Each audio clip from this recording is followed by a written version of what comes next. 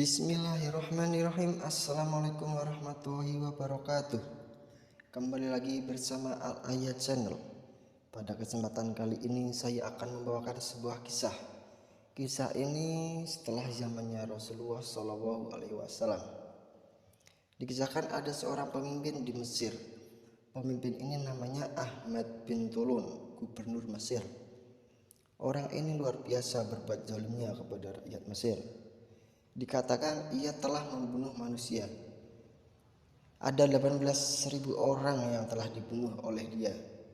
Bukan dibunuh dengan cara dipenggal, tapi dibunuh dengan cara pelan-pelan, yaitu dengan cara tidak dikasih makan dan tidak dikasih minum sampai mati. Kalau cuma dipenggal itu hitungan detik orangnya yang dibunuh itu pindah alam. Tapi kalau ini bukan dipedang, tapi tidak dikasih makan sama minum sampai mati, sampai nggak bisa buat apa-apa sampai mati. 18.000 orang dibunuh sama pemimpin ini. Akhirnya ada seorang ulama yang bernama Abul Hasan Az-Zahid. Ia terkenal di Mesir namanya Abul Hasan, orang yang zuhud. Dia mengamalkan hadis Rasulullah SAW sebagaimana dalam sabdanya, sebaik-baiknya jihad adalah menasehati seseorang pemimpin yang zalim. Didatangi pemimpin itu sama si Abul Hasan, diketok istananya si pemimpin ini. Abul Hasan masuk ke situ dan dikasih tahu sama dia, ittaqillah, bertakwalah kamu kepada Allah, wahai Ahmad bin Tulun, kamu ini telah berbuat zalim. 18.000 orang telah mati gara-gara kamu tidak memberi makan dan minum. Besok kau akan disidang sama Allah Subhanahu wa Ta'ala. Takutlah kamu kepada Allah Subhanahu wa Ta'ala. Itu yang dikatakan oleh Abu Hasan. Tapi apa yang terjadi teman-teman? Setelah dinasehati, si pemimpinnya ini, Ahmad bin Tulun ini tidak terima. Dia nggak terima ditegur sama Abu Hasan. Marah dia. Lalu dipeganglah Abu Hasan, diikat dan mau dibunuh sama dia.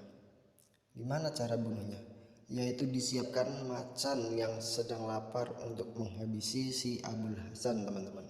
Bisa bayangkan, kamu diikat terus dimasukkan ke dalam kandang, mau dijadikan makan siangnya macan. Dan ini disaksikan sama semua orang di Mesir pada saat itu. Diumumkan bahwa Abul Hasan mau dihukum mati dengan cara dijadikan santapan macan. Kemudian datang semua orang untuk nonton. Yang nonton ini mungkin murid-muridnya Abul Hasan. Ada yang nangis, kasihan sama gurunya mau dibunuh. Singkat cerita, Abul Hasan ini duduk, teman-teman. Di situ kemudian macannya dilepaskan agar menyantap Abul Hasan. Macan ini mengaum-ngaum, ngamuk-ngamuk. Macannya maju mundur, hanya terus maju mundur, pelan-pelan maju. Macan ini tidak dilihat sama Abul Hasan. Orang-orang ada yang nangis-nangis, ibu-ibu menjerit-jerit, ya Allah, kasihan sama Abul Hasan. Kita lihat betapa zalimnya pemimpin ini. Lalu si macan mendekat ke Abul Hasan. Dicium-cium, ada yang bilang dijilat-jilat sama macannya. Terus macannya itu meninggalkan Abul Hasan. Tidak dimakan oleh macan itu. Orang-orang takbir semua, Allahu Akbar, Allahu Akbar. Itu pemimpinnya Ahmad bin Tulun ini bingung teman-teman.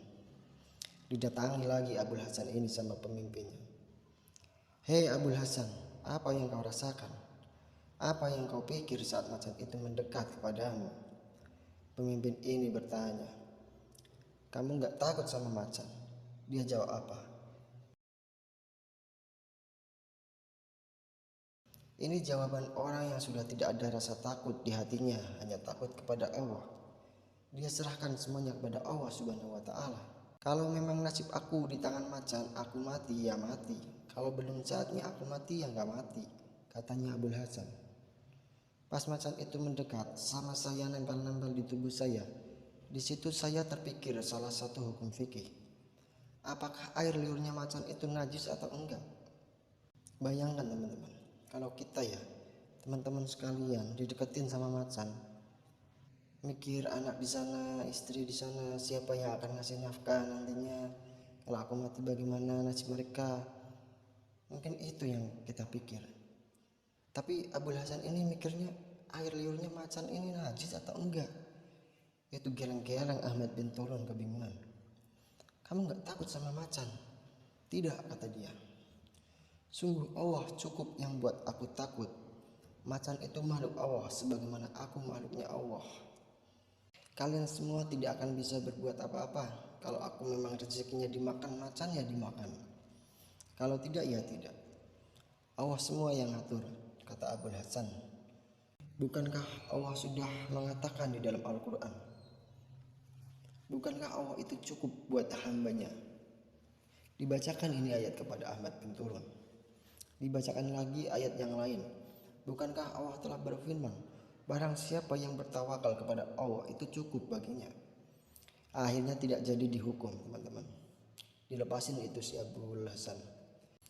Teman-teman bisa bayangkan, macan sampai gak mau sama dia. Kalau bukan Allah yang membelokkan macan itu, siapa? Ini macan disiapkan. Dikatakan macan ini macan yang dibuat lapar. Emang gak dikasih makan. Jadi siapa yang ada di depannya pasti akan dimakan sama dia. Tapi dengan tawakalnya Abul Hasan, Allah menyelamatkannya. Mungkin itulah kisah yang bisa saya sampaikan. Semoga bermanfaat dan kita semua bisa mengambil hikmahnya. Kurang lebihnya saya mohon maaf. Wassalamualaikum warahmatullahi wabarakatuh.